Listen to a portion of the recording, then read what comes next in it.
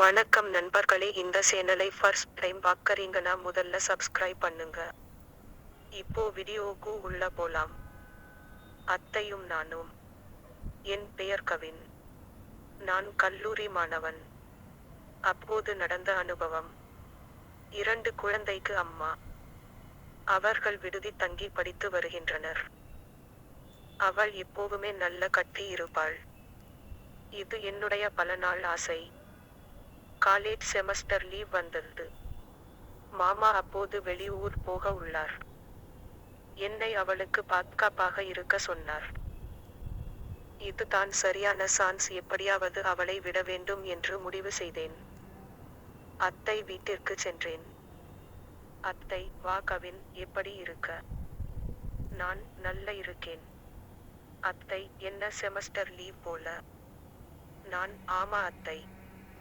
அத்தை, உங்க மாமா வேற வெளியூர் போறாரு, வீட்டில் தனியா எப்படி இருப்பது என்று நினைத்தேன். நல்ல வேளை நீ இருக்க. எனக்கு தனியா இருக்க பயம். நான், என்ன அத்தை, எவ்வளோ வயசு ஆச்சு, இன்னும் தனியா இருக்க பயமா? நான் இருக்கேன். அத்தை, நைட் சாப்பிட என்ன வேணும்? நான், ஏதாச்சும் செய்ங்க.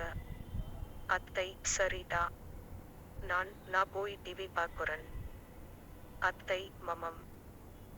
டிவியில் ஊ சொல்றியா? மாமா சொங் ஓடியது.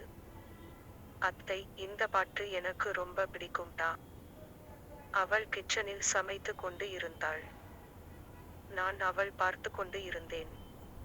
அத்தை, சரி கவின், சாப்பிடவா? மட்டன் பிரியாணி, சுக்கா, மீன் வறுவல் என அருமையான உணவு சமைத்து இருந்தாள். சாப்பிட்டு முடித்தோம். டிவி பார்க்க என் பக்கத்தில் வந்து அமர்ந்தாள். சன் மியூசிக் சேனல் ஓடிக்கொண்டு இருந்தது. ஒரே சாங்ஸ் தான் ஓடிக்கொண்டு இருந்துச்சு. அத்தை, என்ன ஒரே சாங்ஸாக இருக்கோ என்றாள். நான், என்ன அத்தை என்று சொல்லிவிட்டீங்க? அனுஷ்கா எப்படி டான்ஸ் ஆடுற? நான், அதுதான் சூப்பராக இருக்கும் என்றேன். அத்தை, டே என்றாள். நான் சும்மா சொன்னேன். இருந்தாலும் அனுஷ்கா சூப்பராக இருக்கு என்றேன். அத்தை, சீரியஸாக எடுத்துக்கொள்ளாமல், அடப்பாவி, நீ ரொம்ப என்றாள். நான், இதுதான் எப்படியாவது பயன்படுத்த வேண்டும் என்று நினைத்தேன். அத்தை, நீங்களும் அனுஷ்கா போல அழகாக இருக்கீங்க. அவள் வெட்கப்பட்டாள். உங்க இடுப்பும் அப்படித்தான். அத்தை, டே, என்னடா கவின், மரியாதை குறையுது. நான், இல்லை அத்தை, சும்மாதான். அத்தை, அந்த பயம் இருக்கணும். சிறிது நேரம் கழித்து அவள் பக்கத்தில் வந்து அமர்ந்தது. கவின், அன்க என்னிடம் என்ன பிடிக்கும் என்று கேட்டாள். நான் தயக்கம் இல்லாமல், உங்க ரொம்ப பிடிக்கும் என்றேன். நான், ஆமாட்டி, உன்ன என்று ரொம்ப நாள் என்றேன். அத்தை, என்னடா, வாடி போடி நியூ சொல்றா? நான், ஆமாட்டி, இனிமே உன்னை அப்படித்தான் கூப்பிடுவேன் என்றேன். அத்தை, அது சரி. அவள் வெட்கப்பட்டு போனாள். அவள் அதை பார்த்து, என்னடா எவ்வளோ பெரிய வெச்சு இருக்க? நான், ஆமாட்ட. அவள், நல்ல தரடா. நான், இன்னும் நேரிய இருக்குட்டி என் செல்ல குட்டி, போலாம். போனோம். நான் ஒன் செய்தேன். அடித்தேன். நான், என்னட்டி உன்னை மாமா என்றேன். அவள், எப்போவச்சும்டா. நான், இனிமேல் நான் உன்ன டீட்டெயிலி. மெதுவாக விட்டேன். அவள், அம்மா என்று. நான், ஏன் டீ? இருட்டி எடுத்து மெதுவாக. நெக்ஸ்ட் இல் அவளை வைத்துதேன். என்ன வைத்து? அவள், வேண்டாம் டா கவின். பத்தகலம் என்றாள். நான் சரி என்று விட்டு, அப்புறம் அவளை. அவள் கண் காது மூக்கு இருந்த 6 மணி ஆச்சு. அவள், என் டா கவின், விடாம என் விட்ட. நான், உன் மூஞ்சி புல்லா பார்க்கணும் என்று நினைத்தேன், அதனால்தான். அவள், சரிடா. அவள் எழுந்து நடக்கும் போது நல்ல. அதை பார்த்து என் கொண்டான். அவள் வெளியே வந்தாள். அதை பிடுங்கி எறிந்து விட்டேன். அவள், ஏன்டா இப்படி பண்ற? நான், இனிமேல் நம்ம 2 பேரும் இருக்கும் போது தான் டீ இருக்கணும். உன்ன பார்த்து என் இருக்கணும் டீ. அவள் சிரித்து கொண்டே எனக்கு அடித்து என் பொறுத்து போனாள். நான் அவள், ரெடியா இரு டீ என்றேன். அவள் வெட்கப்பட்டு சீ போடா என்று போனாள். நான் ஃப்ரெஷ் ஆகிடு டிவி பார்க்க போனேன். அவள் கிச்சனில் காய் வெட்டி கொண்டு இருந்தாள். நான், ஏய் மேகலா, தண்ணி கொண்டு வா டீ என்றேன். பிரிட்ஜில் இருக்கு வந்து குடிடா என்றாள். ஏண்டி, நீ கொண்டு வர முடியாத? வேலை இருக்கு வாடா. இரு டீ வரேன். பிரிட்ஜில் குலாப் ஜாமுன் இருந்தது. அதை எடுத்து சாமி படத்தில் வர திரிஷா விக்ரம் போல அடித்து சாப்பிட்டோம்.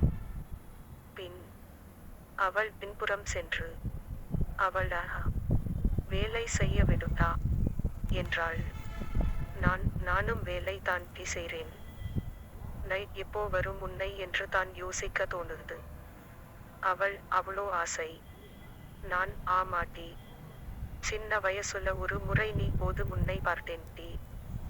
அப்போ முடிவு பண்ணேன், உன்னை எப்படியாவது வேண்டும். என்ன டீ உனக்கு? வெச்சு இருக்கணும் டீ என்று சொல்லி அவள் 2 அடி அடித்தேன். போதும், பார்த்துக்கலாம். எழுத்து பிழையின்றி எழுதுதல் கடினம் தான் இருந்தும் எழுதிட தான் அவள். சில உணர்வுகளை நினைவுகளாய் உருமாற்ற உற்ற தோழனாய் டைரி மட்டுமே தோன்றுகிறது. இதழ் திறக்காமல் புன்னகைத்து கண்ணீர் வழியாமல் அழுத தருணங்களை பதிவு செய்தாக வேண்டும் அல்லவா? இதய கூட்டின் இன்னொரு சேமிப்பு வங்கி டைரி. இதோ வார்த்தைகள் முட்டி மோதுகின்றன. யார் முதலில் காகிதம் படர்வோம் என்று. ஒவ்வொரு நாளும் தினமும் தவறாது நிரம்பும் எனது டைரியின் பக்கங்கள். வலிகளை வரிகளில் கடத்தும் முயற்சியும் செய்வேன். டைரி இசைக்கும் வரிகளில் இதயத்தை போன்ற துடிப்பெருக்கும். நான் யார்? எனக்குள்ளே தினமும் தோன்றிவிடுகிறது நான் யார் என்ற கேள்வி. எனக்குள் இரட்டை வாழ்க்கை உண்டு. ஒன்று உங்களில் ஒருவனாய், இன்னொன்று எனக்கு மட்டுமே பிடித்தமானவனாய். கனவுகளை காட்சிப்படுத்தி கொண்டவன், எல்லையற்றவன். வெளியில் நிற்பவன் வாழ போராடுகிறான், உள்ளிருப்பவன் தினம் ஒரு சுக வாழ்க்கை வாழ்ந்து விடுகிறான் காகித புணர்ச்சியில்.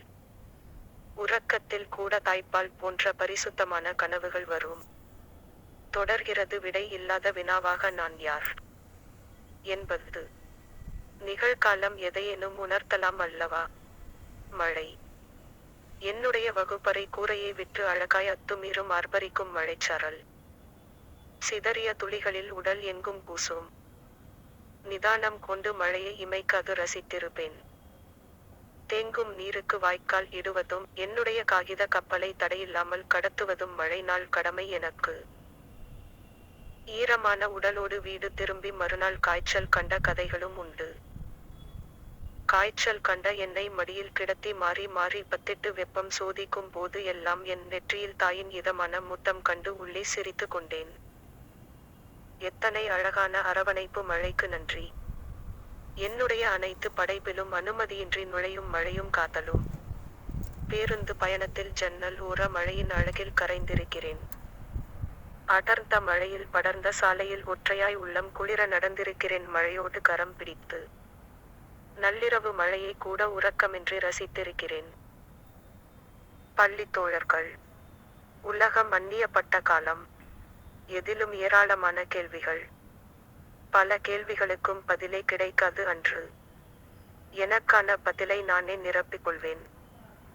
3 தோழன் 2 தோழிகள் என்னுடைய நட்பு வட்டாரம். ஒரே வகுப்பறை ஒரே தெரு என்பது பல வருட தொடர்புக்கு காரணம்.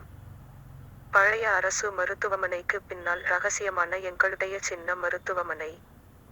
6 பேரில் தினமும் ஒரு டாக்டர், 5 நோயாளிகள். சுழற்சி முறையில் நாள் தவறாது நடக்கும் ஓணான்களுக்கு அறுவை சிகிச்சை.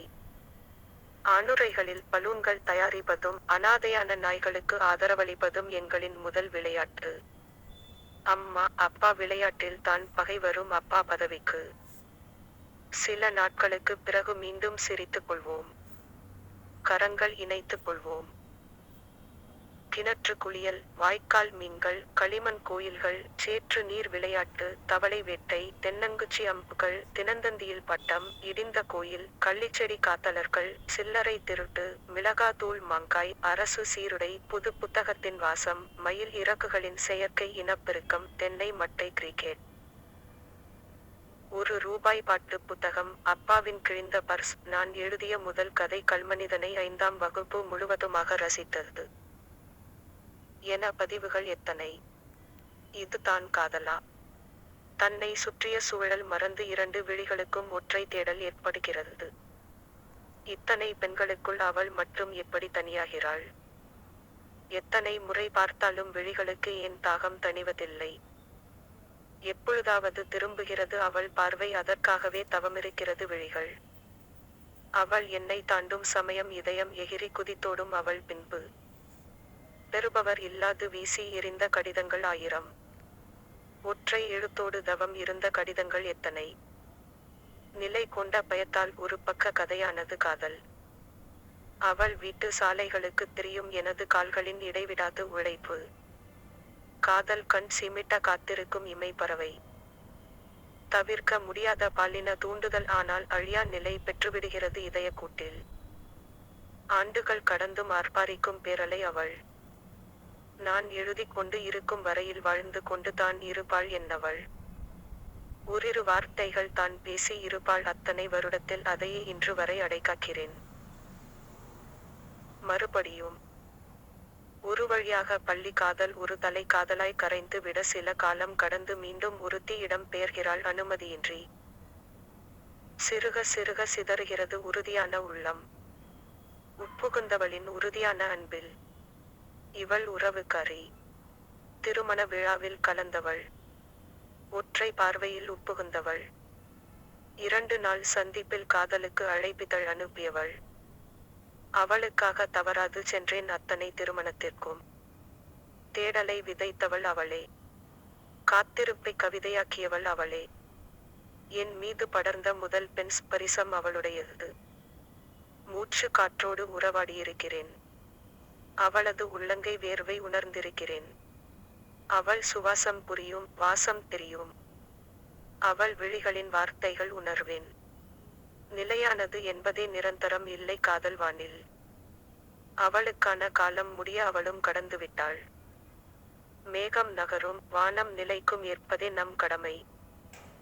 அவளை நேசித்த காலங்களில் என்னுடைய டைரியின் அனைத்து பக்கங்களிலும் அவள் பெயரே கவிதையாகி கிடந்தது. அவளுக்காகவே எழுதப்பட்ட ஒரு வரி கவிதைகளின் ஆயுள் அதிகம் இன்று வரை வாழ்கிறது. ஒவ்வொரு எழுத்திலும் வாழ்கிறாள். என்னுடைய அழகான தோல்வி அவள். மாற்றம். காலகடத்தலில் உருவங்களோடு உணர்வுகளும் உருண்டோடியது. எனக்கானவள் ஒருத்தி மனைவியாய் அகம் புகுந்தாள். அத்தனை காதலுக்கும் ஒற்றை உறவாய். எல்லாம் மாறியது என்னை அறியாமலே. ஆனால் ஒரு சமயம் இளமையில் இருந்த எழுத்தாளனை மீண்டும் கொண்டு வந்தது அந்த தனிமை. அயல் நாட்டின் தனிமை என் விரல்களுக்கு மையிட்டு கொண்டது. சிந்தனைகளுக்கு சிறகிட்டு கொண்டது. வாசகர்கள் சூழ்ந்த இணையதள உலகம் வசப்பட்டது. கனவுகளுக்கு வண்ணம் கொடுத்து எழுத்தில் வடித்தேன். கடந்த கால